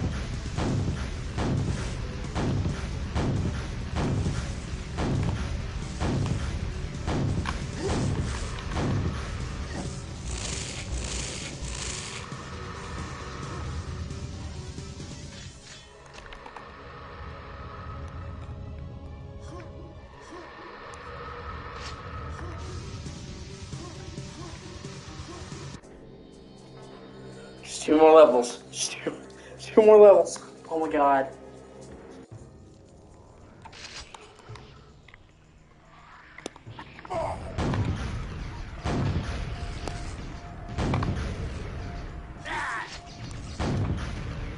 And we just hop into like 3 grenade launchers just right there at the start. Fuck!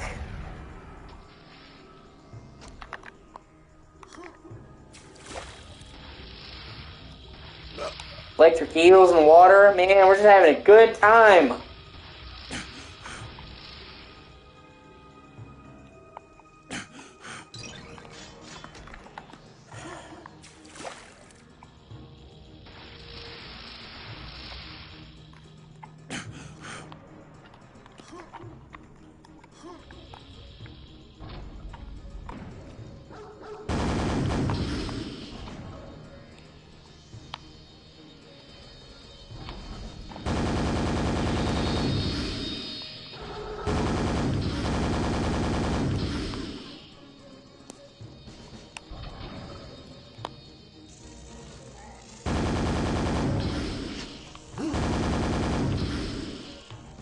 I hate it when games make you take down dogs, man.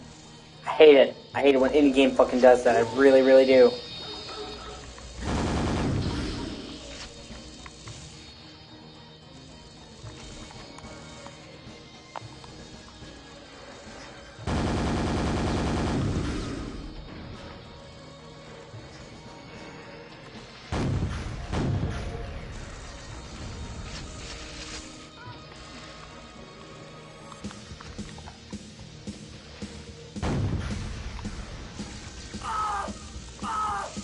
Oh, so it shocks the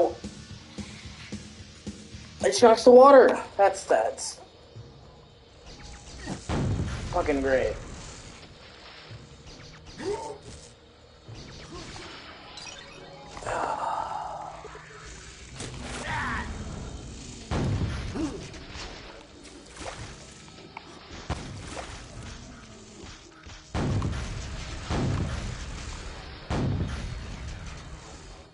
Just drop me in a pit full of fucking zombies. Awesome.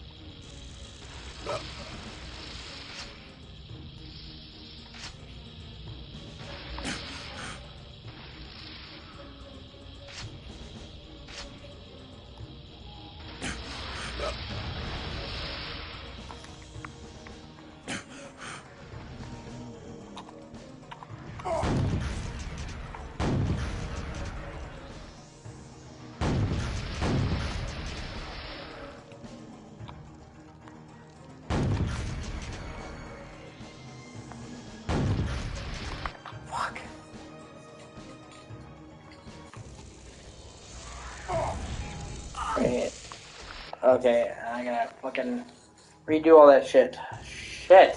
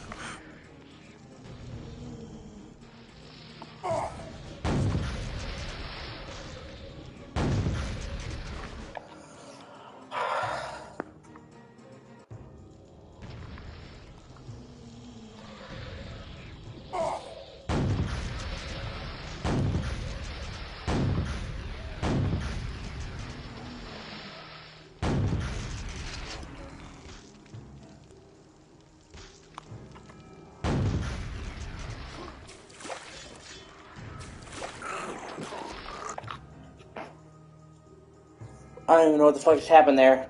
I really don't.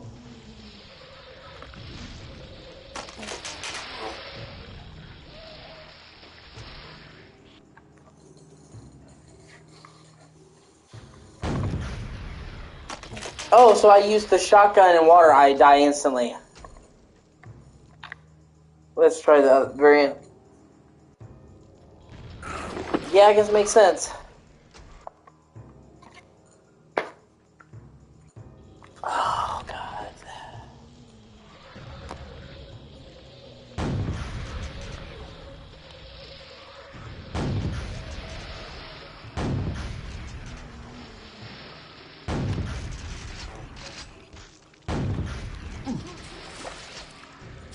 And they even give you ammo for the shotgun, too, so it's like to trick you into fucking using it.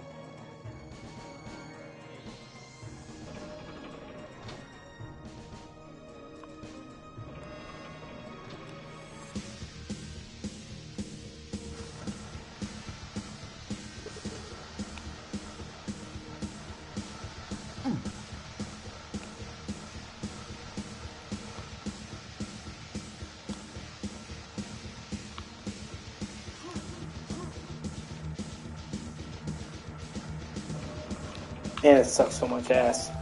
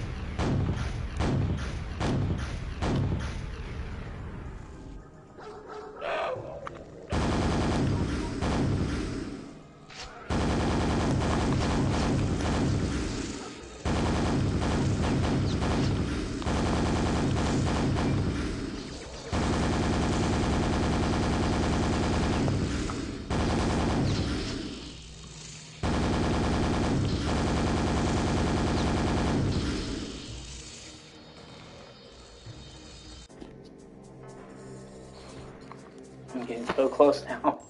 Oh my god, I just want to be done with this! Fuck!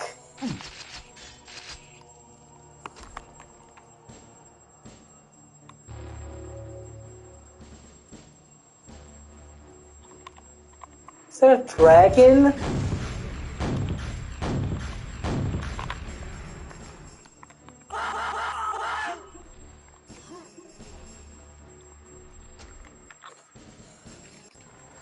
I mean, that'd be cool if it was. Oh my god, you know what? I don't care.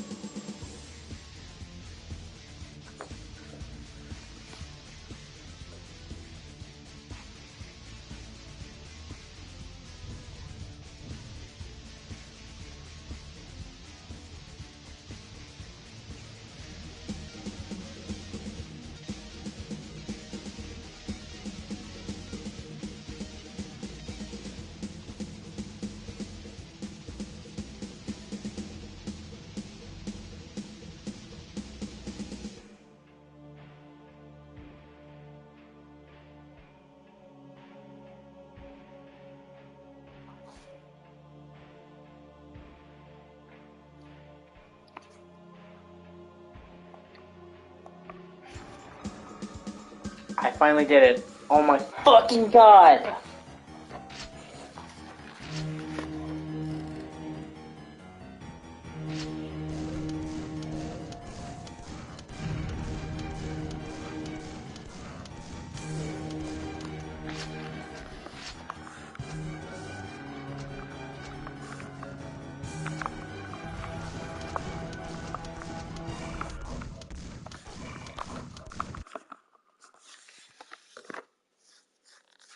I'm gonna do my final ritual real quick.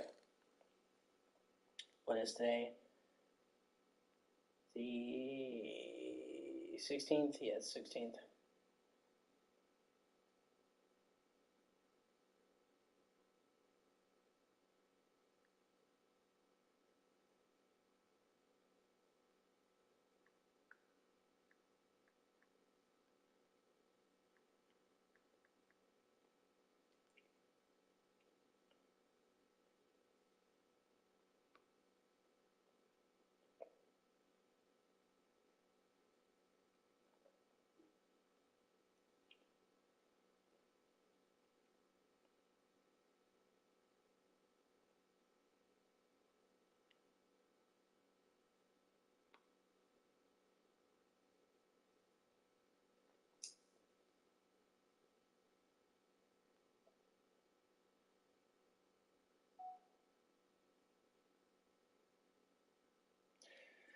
Hey, God, no, it's me, Karen. I'm here to do my old ritual for last time. I haven't forced those to have ritual. I just need to get on camera and need to have some kind of proof.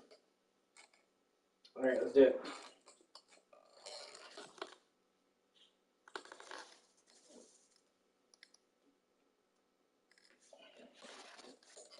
Let's do it.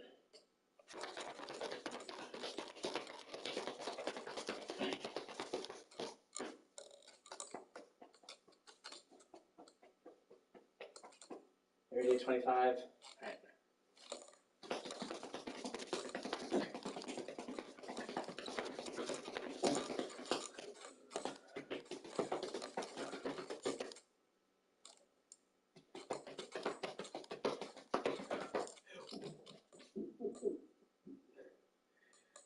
I was doing this.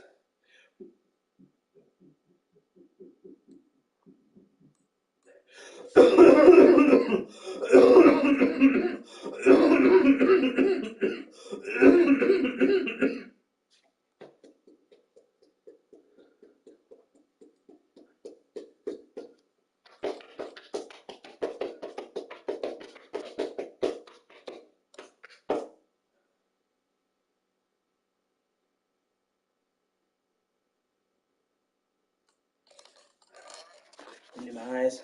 1, 2, 3, 4, 5, 6, 7, 8, 9, 10, 11, 12, 13, 14, 15, 16, 17, 18, 19, 20, 21. I'm taking my bourbon. I would save it for just this occasion.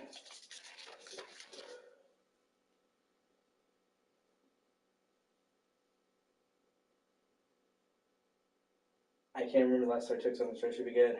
I know it's been 2-3 days.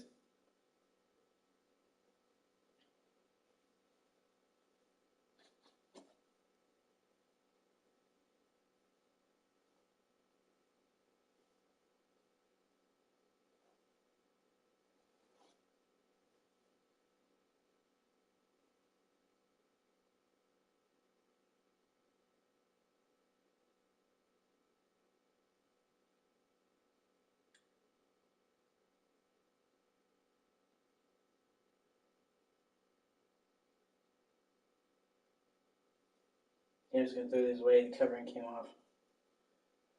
I'll take some more bourbon later. So hold on.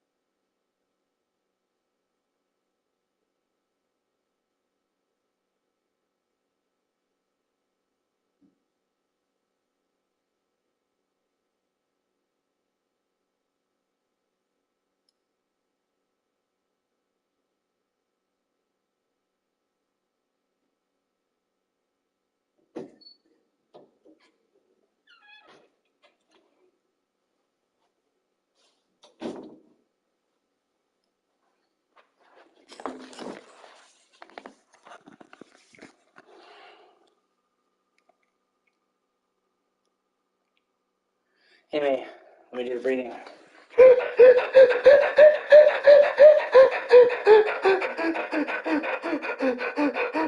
And then.